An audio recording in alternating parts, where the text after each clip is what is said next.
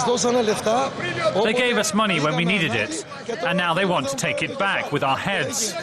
I had a loan of 150,000 euros and I bought a house. And now what do they want? The house, the money, or my head? Fearing national bankruptcy and a collapse of the banking system, those who could have moved their money to somewhere they consider safer, like Switzerland, Cyprus or Britain. Since the beginning of last year, savers have withdrawn some 50 billion euros from Greek banks. That's a fifth of all savings. The crisis has spawned a new enthusiasm among the public for precious metals, which means good business for some dealers, like this one, based not far from the Athens Stock Exchange. Before 2008, nearly 90%, 95% would go to professionals. That means gold for jewelry, mainly. After 2008, and since the gold jewelry manufacturing sector in Greece has plummeted, nearly most of our quantities of gold go to individuals. But most Greeks can't take refuge in gold. More than 16% of the population are unemployed, a figure that's projected to grow to 20% next year. One view is that the European demands have only served to push the country deeper into crisis. It's enough to feed a growing argument shared by the economist Dimitris Kazakis to get out of the euro. The real cause of the crisis is not Greek economics or Greek public debt. It's euro itself.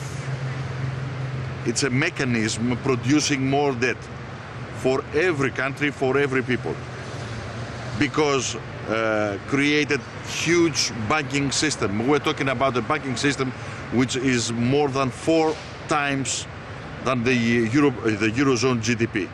Leaving euro will have a couple of years difficulties, okay, adjusting the economy to the new environments, to the new priorities. But after that, we'll exit the recession and the depression. We'll have every chance to exit the recession and the depression. If we keep inside euro, we'll have more than 2 decades of depression. On the streets of Athens, though, the Greek population is split. The way things are presented to us, we don't know where we're heading for. So it's better to exit the Eurozone. We are governed by the Eurozone and the IMF, by the Troika, and we can't choose ourselves what the best solution would be for Greece. We don't want to go out from the euro anymore. It's too late for that. You can lose a lot of money, everybody's going to lose everything after that.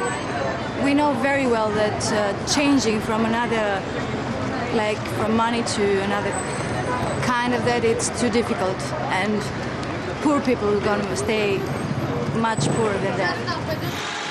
But businessmen we met on the outskirts of Athens think that leaving the euro would bring with it limited benefits, even for exporters. Vasilis Papagiannakos has seen the sales of his wine tumble in a Greek domestic market that's been severely depressed by the crisis. He's made back some ground with exports, and his family business of 3 generations is solvent. But the banks are giving him no more credit, and taxes are going through the roof. He believes leaving the euro and replacing it with a weak currency could stimulate exports, but any advantage would be wiped out by Greek dependence on more expensive imports. Most of our machinery comes from European countries, like the pressures, the pumps, all the industrial machinery. And in a few years we have to replace them. It's going to be, even the bottles we buy, they come from Italy, for instance. In Greece we're not producing glass bottles. So we're going to have a serious problem. I mean, perhaps some people, they say, will be more competitive. But I don't think that, I mean, the petrol will be very expensive. All the machinery, all the important, people will not have any available income. So it will be disastrous, I think.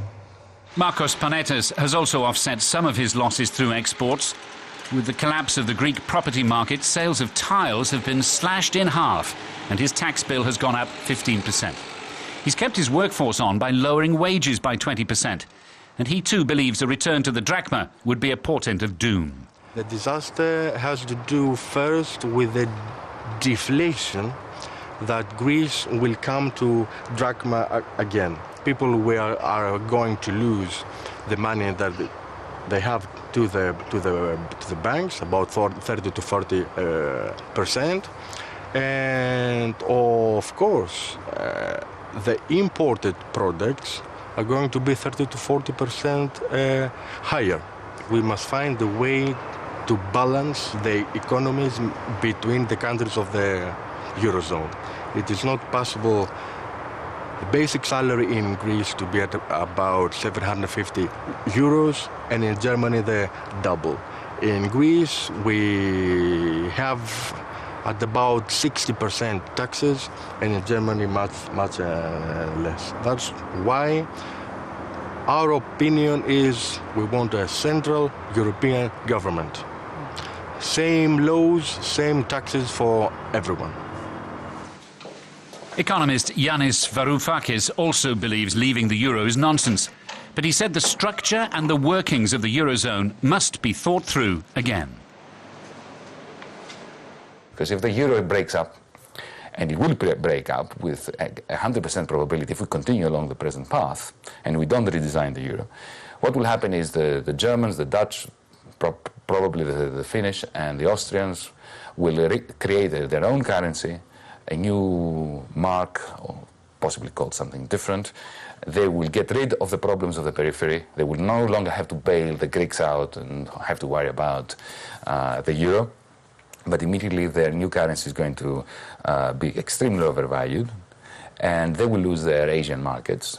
And the gleaming German industrial sector is going to enter a huge recession. And then the winds of recession will blow to the rest of the European periphery, even to France. And we are going to have inflation and unemployment. There will be no winners. George Vernikos runs the country's leading yacht sales and rental company.